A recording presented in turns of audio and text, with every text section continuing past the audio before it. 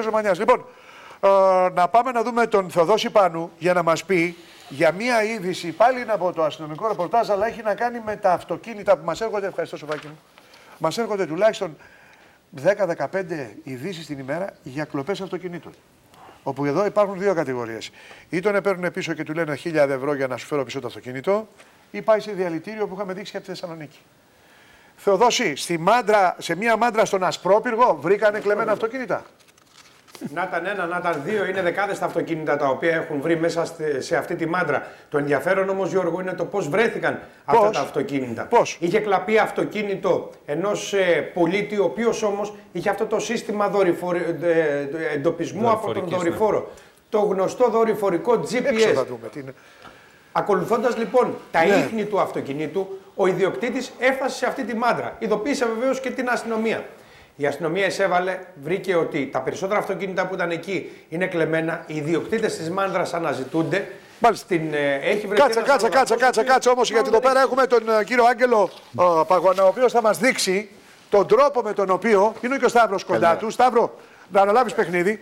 Τον τρόπο με τον οποίο έγινε ο εντοπισμός. Αντιπροσωπεύεται μια εταιρεία η οποία μπορεί να. Ο τρόπος με τον οποίο έγινε ο εντοπισμός του κλεμμένου αυτοκινήτου. Σας ακούμε και βλέπουμε κιόλας. Λοιπόν, το συγκεκριμένο σύστημα ήταν τοποθετημένο στο συγκεκριμένο αυτοκίνητο του συγκεκριμένου πελάτη. Και είναι αυτό εδώ. Το συγκεκριμένο πελάτη ήταν το συγκεκριμένο σύστημα. Αυτό, πιο κοντά να δείχνουμε το οποίο δουλεύει ουσιαστικά με δορυφορική λήψη και παράλληλα μας εκπέμπει ένα σήμα το οποίο έχει ανά πάσα στιγμή ο πελάτης στην οθόνη του που είναι το όχημά του. Είχε λοιπόν ένα τέτοιο σύστημα.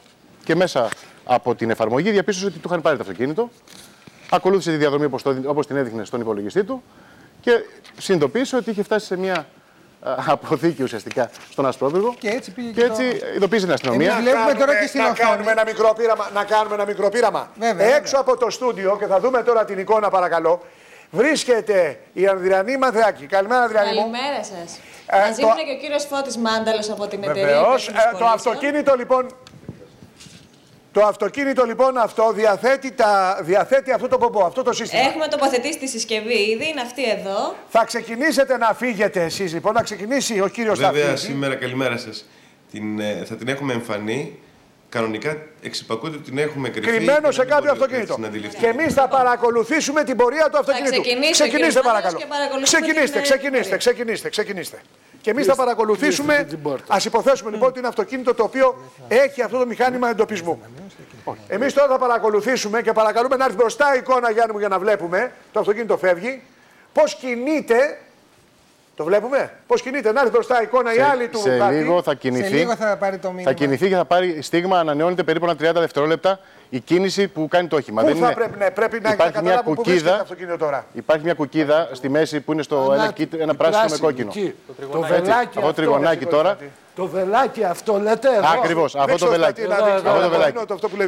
Το βελάκι. Αυτό τώρα ανά 30 δευτερόλεπτα αυτό θα ανανεώνεται. Σε λίγο θα ανανεώνεται και θα μας δείχνει το νέο στίγμα. Τη νέα θέση. Έτσι. Κάθε 30 δευτερόλεπτα μας δείχνει τη νέα θέση. Και τώρα σε λίγο δηλαδή θα τον δείξει στο επόμενο σημείο που θα έχει πάει, θα έχει πιάσει στον δρόμο. Μάλιστα, βγήκε εδώ. Και πήγε, τώρα δηλαδή παρακολουθήσαμε ότι έφυγε από εδώ και ήρθε εδώ. Και σε 30 δευτερόλεπτα θα ξαναδώσει νέο στίγμα πώς θα πηγαίνει στον δρόμο. Άρα, αν μπει στην Αττική οδό, εμείς θα το βλέπουμε. Σαφέστατα και πάντα ξέρουμε και την ταχύτητά του και τη διεύθυνση του. Ήταν λοιπόν εδώ, τώρα βρέθηκε εδώ. Πού τα 30 δευτερόλεπτα, πότε θα περάσουν, έλα. Σε λίγο θα περάσουν και τα 30. Μπορώ να σας πω ωστόσο ένα κόλπο για το πώς θα δρανοποιούν τα κυκλώματα. Όχι, δεν έχει σταματήσει. Απλά ανά 30 δευτερόλεπτα δίνει στίγμα. Τώρα βγαίνει στον δρόμο. Βγήκε στον δρόμο. Δεν μου λέτε.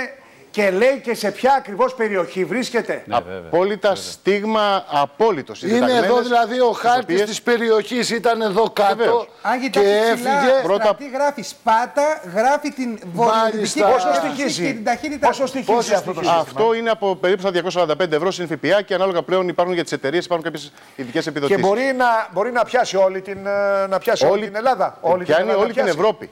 Όλη την Ευρώπη. Δηλαδή ένα αυτοκίνητο. Απλά θέλω να διευκρινίσω ότι φανταστείτε ότι αν το περιπολικό που είπατε προηγουμένως το είχε το συγκεκριμένο σύστημα, σίγουρα δεν το ψάχνανε 3 ώρες. Έτσι. Όπως και δεν θα ψάχνανε τον εξκαφέα η κυρία που είπατε προηγουμένως. Είναι ένα σύστημα στο οποίο ανά πάσα στιγμή μπορεί να έχει. Ναι, λέω ότι να σας πω ένα σύστημα, το ένα κόλπο, το πώς τα αδρανοποιούν. Αλλά δεν θα σας το πω, όχι. Μην το πει, αυτό έλειπε να πει στον αέρα. Δεν υπάρχουν συστήματα τόσο εξελιγμένα. Υπάρχει τεχνική μέθοδος. Προσέξτε να δείτε, υπάρχει τεχνική μέθοδος που αδρανοποιείται, αλλά η νέα τεχνολογία πλέον έχει φέρει συστήματα που αν πάει να πέσει κάποιο παρεμβλητικό, κατευθείαν ειδοποιεί. Για τέτοιο πράγμα. Επενδύουν στο χρόνο, στη διάσταση του χρόνου. Μάλιστα, εντάξει, αυτό είναι. Τελειώνει ο χρόνος όμως. Αυτό είναι που δεν υπάρχει χαμπάρι. Διαφέρουν τα ρολόγια που έχουμε κάτω, τα ρολόγια που έχουμε πάνω, τα ρολόγια που είναι στο μυαλό μας, τα ρολόγια που είναι στα κεντρικά στούντιο του Αντένα και θα μας κόψουν στον αέρα. Γι' αυτό πρέπει να τους χαιρετήσουμε και να ευχαριστήσουμε και τον κύριο Παγώνα που ήταν μαζί μας, την Μαριάννα Πυριώτη, τον κύριο Ρωμανιά, ευχαριστούμε και καλό μήνα. Και εσάς. Καλό μήνα, καλή εβδομάδα.